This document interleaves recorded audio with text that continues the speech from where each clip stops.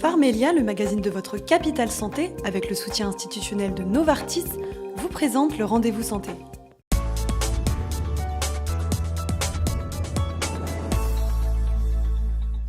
Bonjour et bienvenue sur Alsace 20 dans ce nouveau Rendez-vous Santé avec le magazine Pharmelia à retrouver dans toutes vos officines. Le magazine de votre Capital Santé. L'urticaire, oui, on en a tous entendu parler, une pathologie banale. Oui, ce sont que des boutons aïe-oh, bien sûr.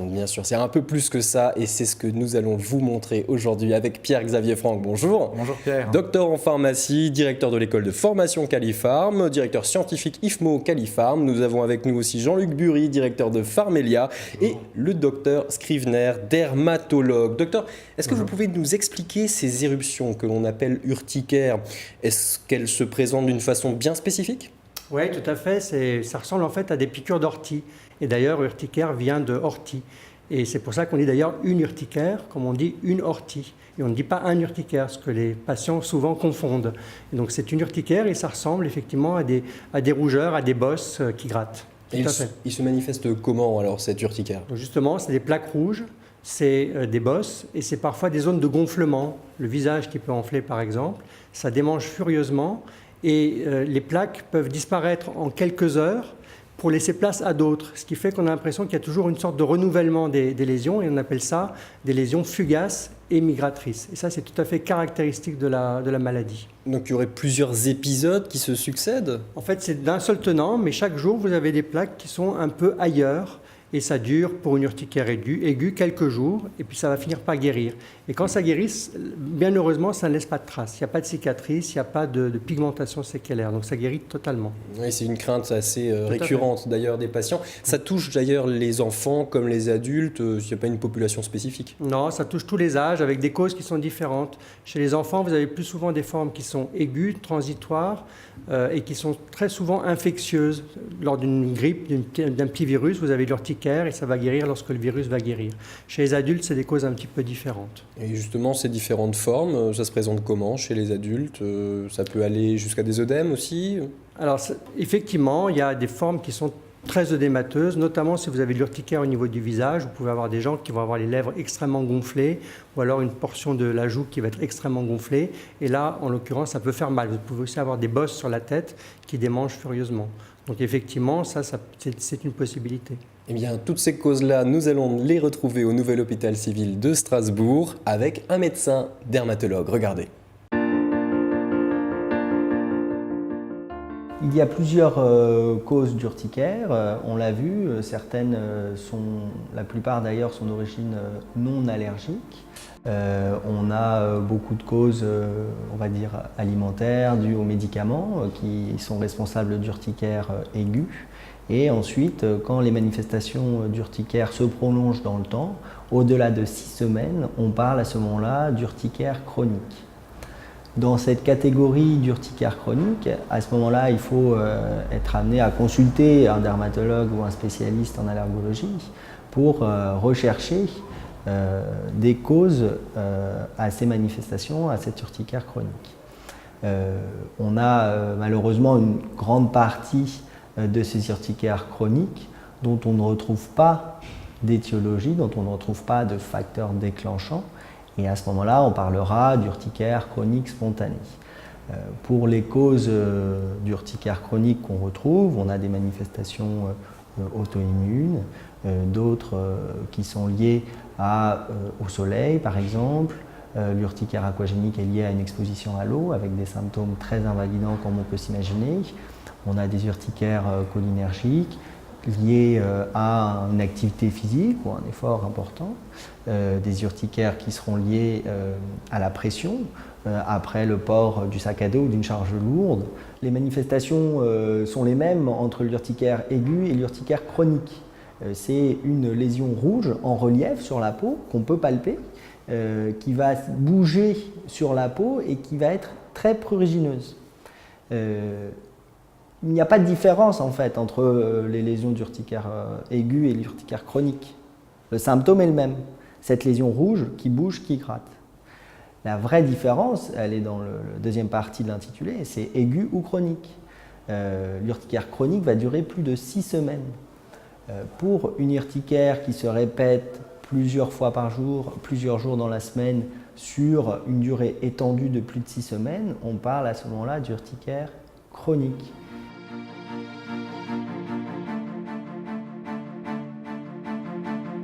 Un reportage des équipes d'Alsace 20. Pierre-Xavier, au niveau des traitements, est-ce qu'il en existe contre l'urticaire ? Bien sûr, alors qu'il s'agisse d'un urticaire aigu ou d'une urticaire aiguë ou chronique, on va se retrouver avec des traitements effectivement qui existent, notamment des antihistaminiques qui vont être poursuivis soit pendant quelques jours, soit parfois pendant plusieurs mois, pour passer parfois jusqu'à des bithérapies. Les bithérapies ? Des bithérapies, autrement dit une association de deux molécules. D'accord, merci.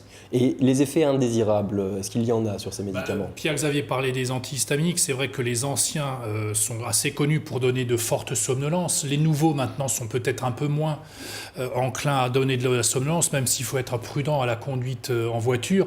Ces nouveaux antihistaminiques, on leur rajoute aussi d'autres propriétés. Ils diminuent la libération d'un des éléments qui provoquent ces phénomènes-là, qui est l'histamine, d'où le nom d'antihistaminique. Et puis dans les cas les plus graves, notamment aigus, on peut aussi utiliser la famille des corticoïdes de manière assez courte, parce que comme on le disait, on a des gonflements, on a des rougeurs, des chaleurs, c'est exactement la définition sur lesquelles on applique ces corticoïdes, mais en courte durée. Est-ce qu'il existe aussi des traitements très spécifiques pour les formes spécifiques d'urticaire, Pierre-Xavier ?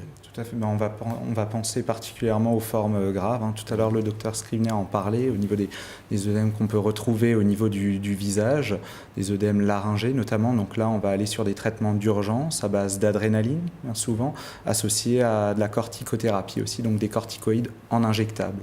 Et ça dure combien de temps après ce traitement ? C'est assez court, mais c'est une urgence. Donc il faut consulter et même faire le 15 ou le 112 à partir d'un téléphone portable pour les urgences. Et on peut arriver jusqu'aux angioœdèmes, là aussi on a un traitement. C'est ça en fait. C'est ça. Ce sont les cas les plus graves et le pronostic vital est clairement engagé dans ce cas de figure. On a combien de temps à peu près pour réagir, pour appeler les secours ? Disons que ça peut se produire entre 5 et 20 minutes, donc ça va très vite. Donc il faut être extrêmement réactif et tout de suite sauter sur un téléphone. Justement, mise en situation avec un témoignage pour ce type de cas un peu extrême. La vie quotidienne avec cette maladie, elle est assez compliquée.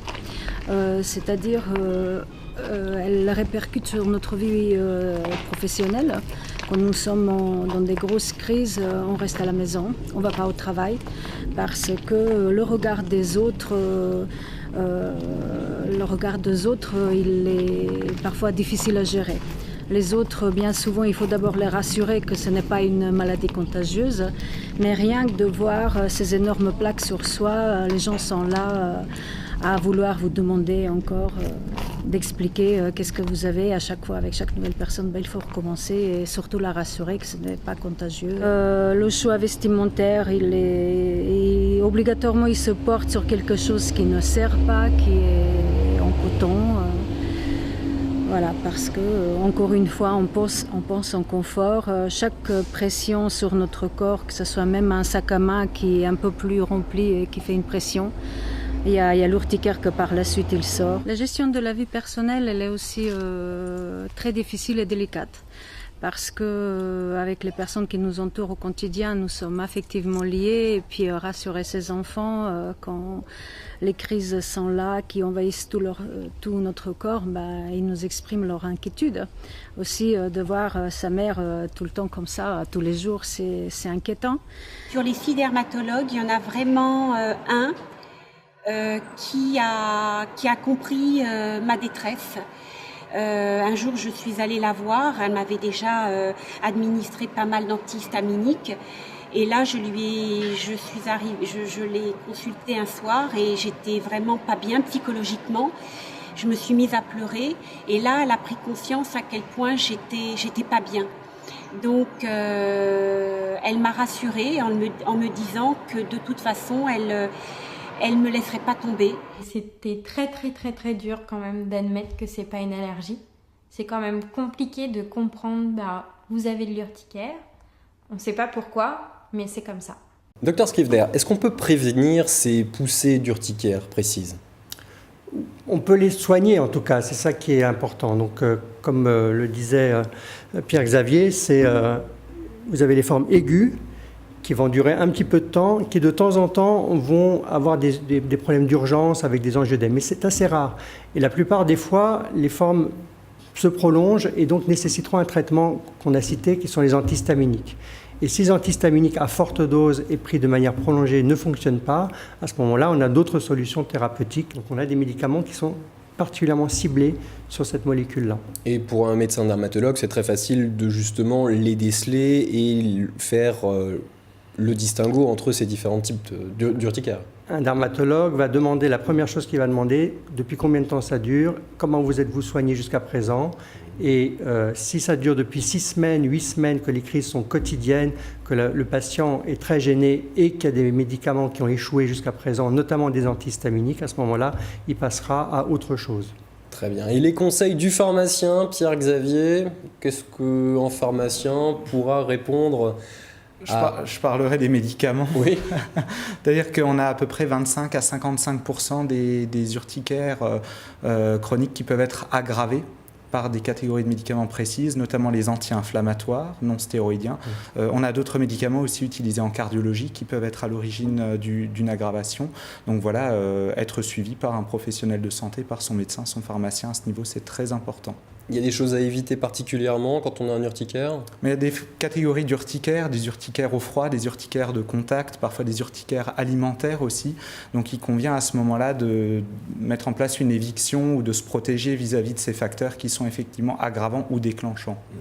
On pense à des situations de stress, la piscine... Le soleil, le froid, voilà, manger des aliments qui sont très riches en histamine, comme les fraises, les crustacés, le blanc d'œuf, etc. Donc à ce moment-là, on va mettre une éviction, mais elle doit être encadrée par un médecin. Et Jean-Luc, pour soulager l'urticaire, on fait quoi ? Moi, je pense surtout que quand on arrive dans une officine, le pharmacien, on l'a entendu déjà de la part du professeur, du docteur Scrivener, il faut faire attention, poser les bonnes questions, ne pas rentrer dans la facilité de dire que c'est une allergie. Donc, poser les questions. Quand est-ce que ça vous arrive ? Combien de fois ça vous arrive ? Avoir une histoire d'historique. Des plaques, comme on l'a dit, qui se promènent entre le visage, le torse, les bras, les cuisses, etc. On sait que c'est une urticaire et que ça ne va pas être du domaine du conseil du pharmacien. Donc il faut, à ce propos-là, toutes les équipes de pharmacie ont été formées sur une différence entre une urticaire et une allergie.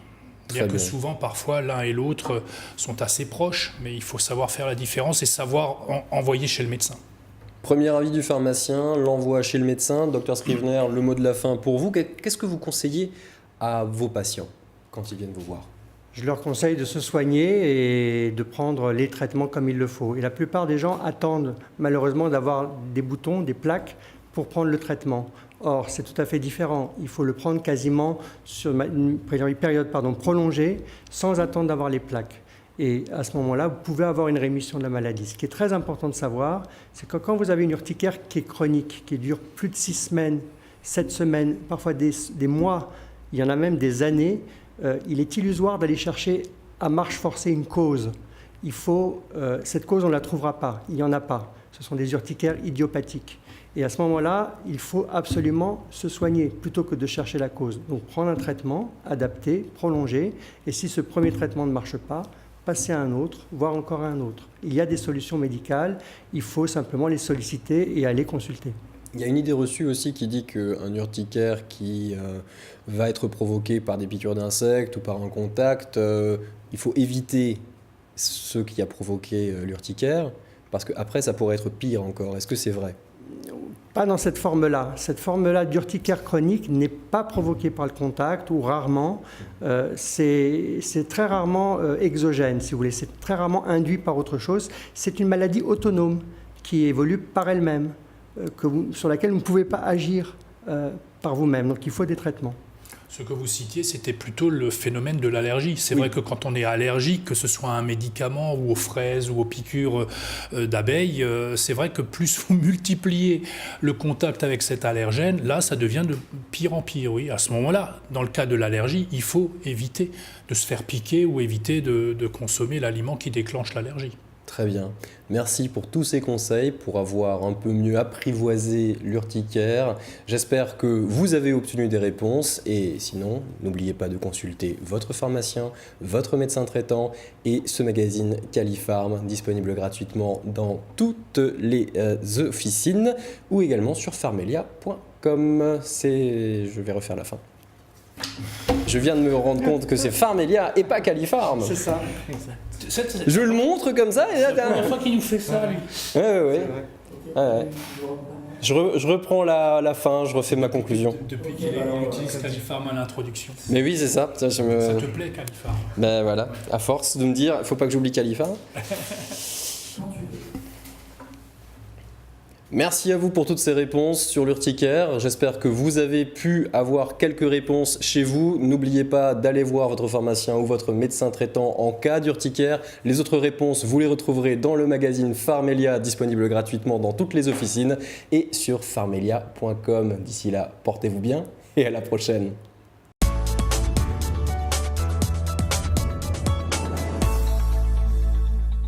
Pharmelia, le magazine de votre Capital Santé, avec le soutien institutionnel de Novartis, vous a présenté le Rendez-vous Santé.